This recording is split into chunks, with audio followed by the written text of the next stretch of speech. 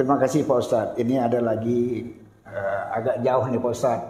Dari Bapak Jamaluddin bin Muhammad, Kuala Lumpur, Pahang, Malaysia Pak Ustadz. Ya.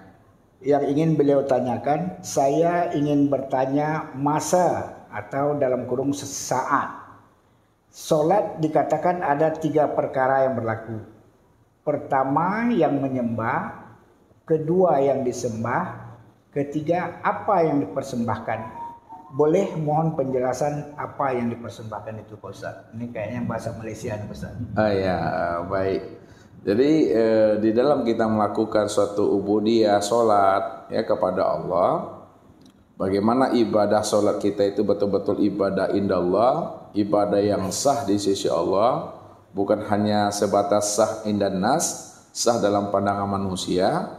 Maka tentunya kita mesti mengenal akan hakikat salat.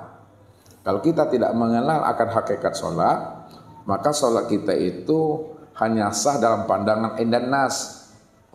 Dalam pandangan indan nas, asal sudah terpenuhi syarat dan rukunnya dalam ilmu fikih itu sudah sah.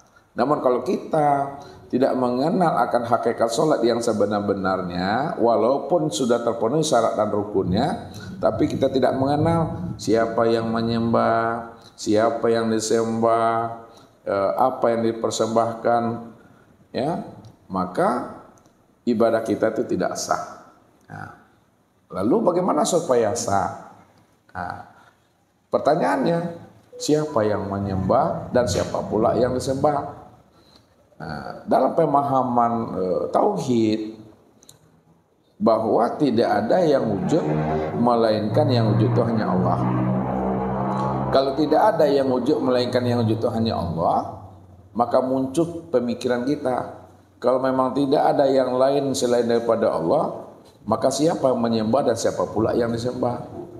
Jawabannya secara kias, secara perumpamaan, yang menyembah itulah sebenarnya yang disembah, yang disembah itulah sebenarnya yang menyembah. Itu maknanya bahwa yang menyembah dengan yang disembah hakikat dirinya adalah satu. Ya, ini yang dikatakan oleh Ibnu Arabi, al-abid wal ma'bud wahid. Yang menyembah dengan yang disembah itu hakikatnya adalah satu.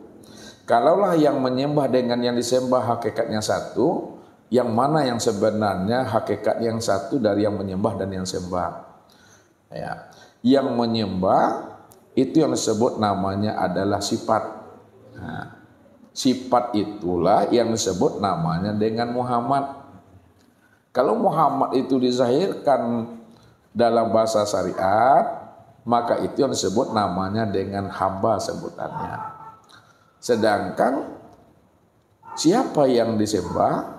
Yang disembah itu adalah zat. Kalau diberi nama, siapa nama zat? Yang nama zat itu adalah Allah. Makanya dikatakan sifat yang menyembah kepada zat, Muhammad yang menyembah kepada Allah. Kalaulah Muhammad menyembah kepada Allah, siapa sebenarnya Muhammad? Muhammad itu tiada lain, nyatanya Allah juga di situ. Maka itu yang dikatakan Allah itu namaku, Muhammad itu adalah wujudku. Jadi kalaulah Allah itu namanya dan Muhammad itu adalah nama daripada wujudnya, namun hakikat dirinya itu memang Tuhan itu sendiri. Disitulah letaknya Allah itulah yang mengingat dan yang menyembah akan dirinya sendiri.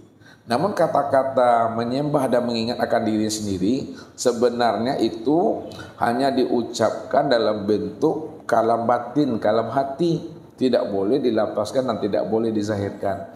Kalau dilapaskan dan dizahirkan, maka inilah yang akan memunculkan namanya fitnah. Namun karena kita dalam konteks memberikan pemahaman, dalam konteks taklim wal muta'alim, belajar dan mengajar, bagaimana supaya jamaah bisa paham dan mengerti makna yang sebenarnya, maka dikeluarkanlah kalam itu. Namun kalam itu dikeluarkan hanya untuk memberikan pemahaman yang sebenarnya. Itulah maknanya as-sholatu li zikri.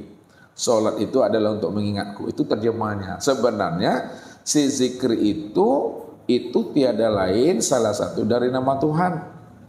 Kalaulah zikri itu salah satu dari nama Tuhan, maka zikri itu tiada lain Tuhan itu sendiri yang disebut Allah. Itu maknanya si zikri itulah yang sholat. Si zikri itulah yang mengingat akan dirinya sendiri. Dialah yang memuji dirinya karena dialah yang maha di atas segala-galanya.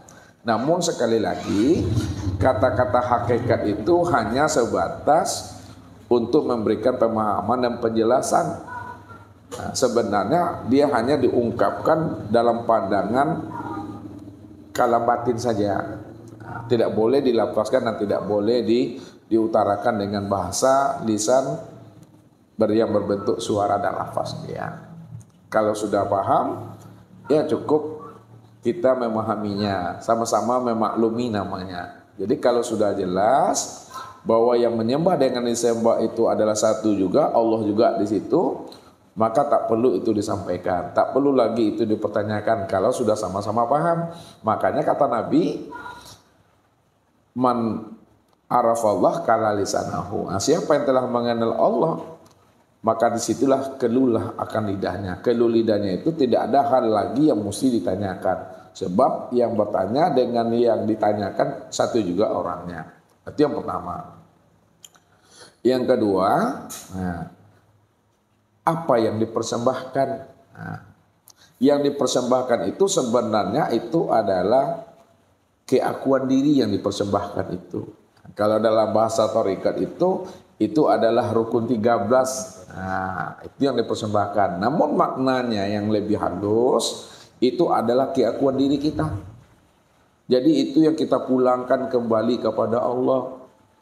Makanya di dalam sholat itu ada makom-makomnya.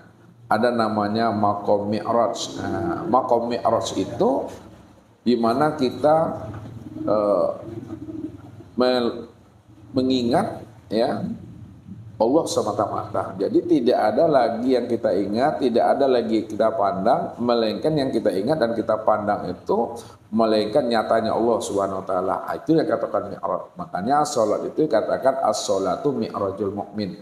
Salat itu mi'rajnya seorang mukmin tadi itu. Jadi yang dikatakan mi'raj makna hakikatnya lenyapnya alam dan diri kita ini dalam pandangan hati. Kalau sudah lenyap alam, sudah hapus alam dalam pandangan hati, maka ketika itu nyatalah Allah semata-mata. Nah, itulah maknanya kita pulangkan akan keakuan diri kita itu kepada Allah. Tidak ada lagi sebesar zarah bahwa diri kita itu yang beramal. Sebab kalau ada sebesar zarah keakuan diri kita ini merasa beramal, maka itu dikatakan namanya fawailul lil musallin. Nerakawilah bagi orang yang sholat. Orang yang tidak mengenal akan hakikat sholat itu yang sebenarnya. Nah, kemudian yang keempat, apa buah persembahannya? Nah, yang dikatakan buah persembahan itu adalah iman, Islam, tauhid dan ma'rifat. Itu yang dikatakan buah persembahan. Kemudian di mana tempat kitanya berdiri di dalam sholat? Nah, tempat kita berdirinya di dalam sholat itu ini yang disebut namanya Doratul Baidha. Nah, Doratul Baidha itu di mana kita berada di dalam nur, ya. Nah, disitulah letaknya tempat kita berdiri di dalam sholat tadi itu. Ini yang katakan nur ala nur tadi itu, cahaya di atas cahaya. Mungkin itu Pak Rifai tentang siapa yang menyembah, siapa yang disembah, apa yang dipersembahkan, apa buah persembahan, dan di mana tempat tegak berdirinya kita dalam beribadah. Jadi sebagai kesimpulannya, supaya kita tidak bingung memahaminya, yang menyembah itu adalah sifat yang disebut Muhammad atau dikatakan hamba, dan yang disembah itu adalah Tuhan yang bernama akan Allah. Kemudian apa yang dipersembahkan? Yang dipersembahkan itu adalah keakuan diri sebenarnya. Itu yang disebut namanya rukun 13. Kemudian apa buah persembahan atau isi persembahan itu? Buah atau isi persembahan itu adalah iman, Islam, tauhid dan makrifat. Dan di mana tegak kita berdiri di dalam sholat, ini yang disebut namanya Doratul Baidha. Doratul Baidha itu yang disebut namanya kampung yang suci namanya. Baik, terima kasih Pak Ustadz dengan penjelasan Ustadz tentang sholat tadi mudah-mudahan para jemaah kita lebih memahami atas Ya. hal tersebut.